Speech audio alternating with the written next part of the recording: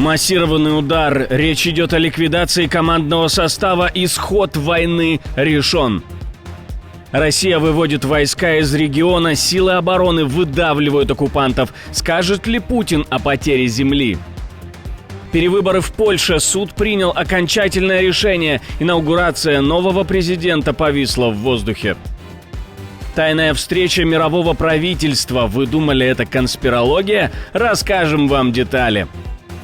Американский суд выносит решение. Трамп нарушил закон. Что это означает?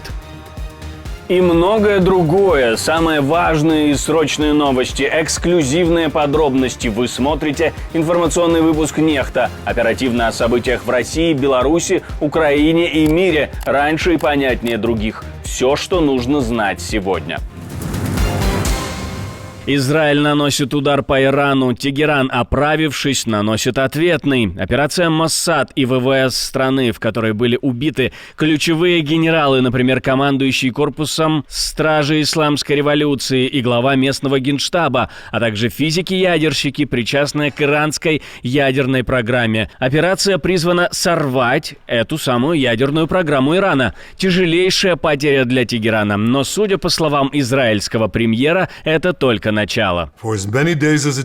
Операция будет продолжаться столько дней, сколько потребуется для устранения этой угрозы. На протяжении десятилетий тираны Тегерана нагло и открыто призывали к уничтожению Израиля. Они подкрепляют свою геноцидную риторику программой по разработке ядерного оружия. В последние годы Иран произвел достаточно высокообогащенного урана для изготовления 9 атомных бомб. 9 в последние месяцы. Под ударом оказались не только военные объекты. Израиль, по данным Тегерана, целился в дома командиров. Над мечетью Джам-Коран поднят флаг мести, символ кровной расплаты за израильскую атаку. Дональд Трамп говорит, что знал про операцию заранее, но США не вмешивались в ее проведение. В ответ на заверение Белого дома, что он ни при чем, Иран выходит из 6-го раунда ядерных переговоров. Верховный лидер Аятолла Хаменеи пообещал Израилю горькую и страшную судьбу. МИД Ирана заявил, что удары Израиля стали возможны только при координации с США, а это значит, Вашингтон несет ответственность. В эфире иранского ТВ представитель армии пообещал сильную пощечину и назвал произошедшее атакой на весь исламский мир. Слова верховного духовного лидера Аятоллы Али Хаменеи цитируют на национальном телевидении.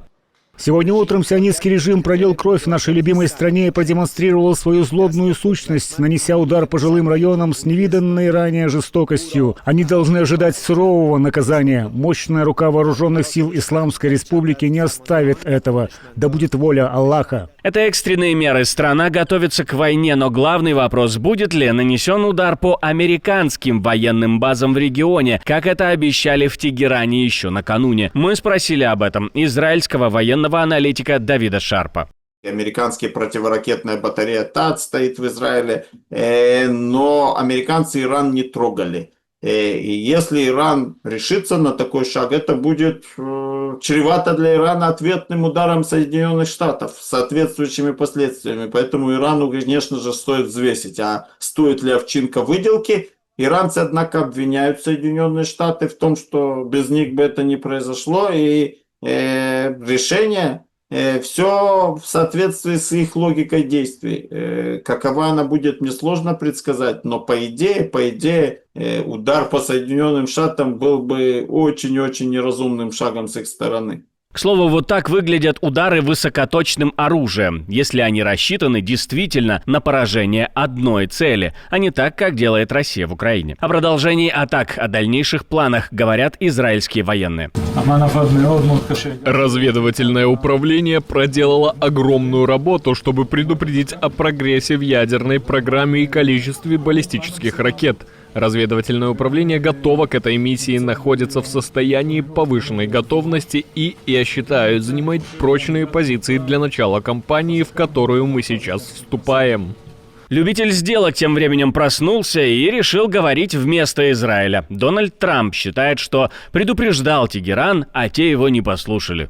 Я давал Ирану шанс за шансом заключить сделку. Я говорил им в самых жестких выражениях: просто сделайте это.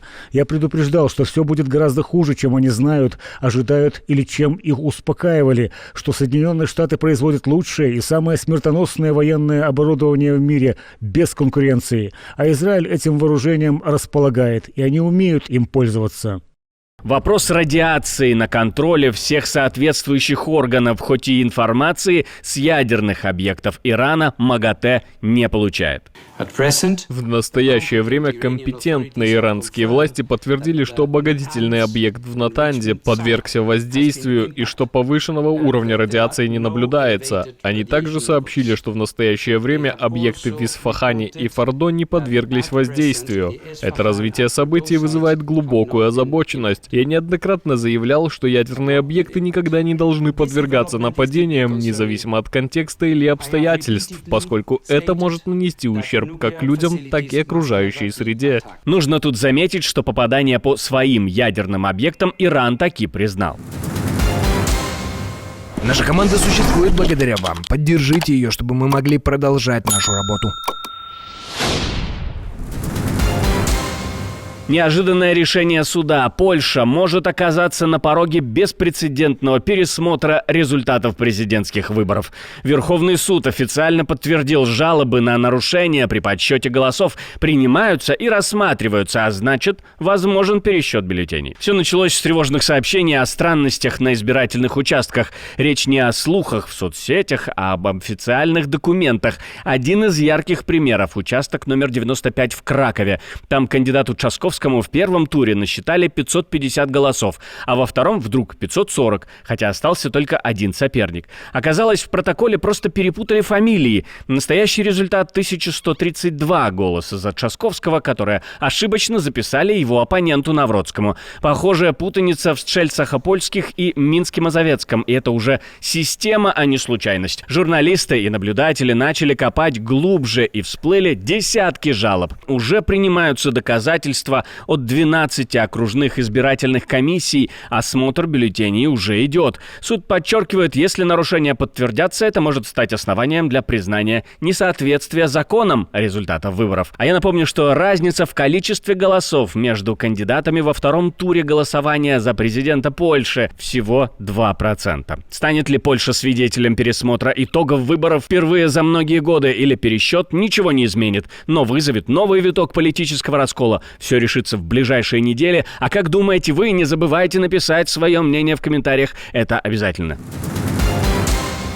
Россия отводит войска из региона, об этом говорит президент Украины. Сумщина дает отпор. ВСУ начинают теснить россиян. По словам Владимира Зеленского, продвижение идет именно на Сумском направлении, где за последние недели враг захватил десяток сел и приблизился вплотную к самому городу Сумы. По данным штаба, ситуация остается тяжелым, но ВСУ удалось стабилизировать линию обороны и начать контратакующие действия. Это не масштабный прорыв, но важный сигнал. Украина не просто держится, она начинает возвращать инициативу. До этого россияне шли вперед почти без сопротивления, пользуясь дырками в обороне и численным перевесом. Сейчас темп замедлился, а это может стать поворотным моментом. Смогут ли украинские войска переломить ситуацию на этом направлении? Или это только временное затишье перед новым ударом? Как думаете вы? Не забывайте написать в комментариях свое мнение.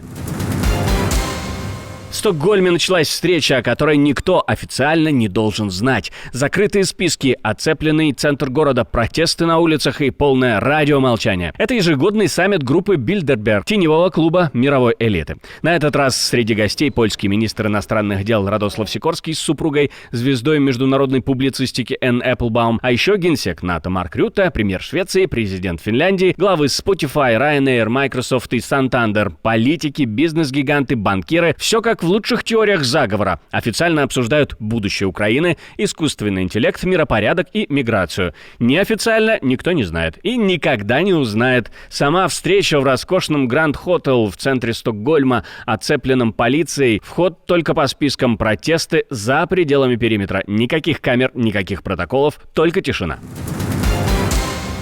Скандал США. Американский суд стал на сторону протестующих в Калифорнии. Федеральный судья Чарльз Брейер обвинил президента Трампа в нарушении закона. По его словам, глава Белого дома превысил полномочия, когда без согласия Калифорнии направил туда тысячи бойцов Национальной гвардии и морпехов. Поводом стали массовые протесты из-за жестких рейдов миграционной полиции ICE.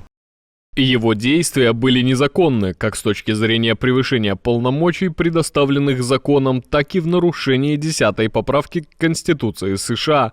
Он должен немедленно вернуть контроль над Национальной гвардией Калифорнии губернатору штата. Но апелляционный суд в тот же вечер заморозил это решение. Это значит, армия Трампа пока остается в городе. Постановление суда беспрецедентно и подвергает опасности наших отважных федеральных сотрудников. Губернатор Калифорнии Гэвин Ньюсом подал в суд еще 10 июня. Он заявил, что не против охраны федеральных зданий, но категорически против того, чтобы военных использовали для патрулирования мирных улиц. В заявлении суду он написал: «Это угрожает и нашему сообществу, и верховенству закона». Конец цитаты.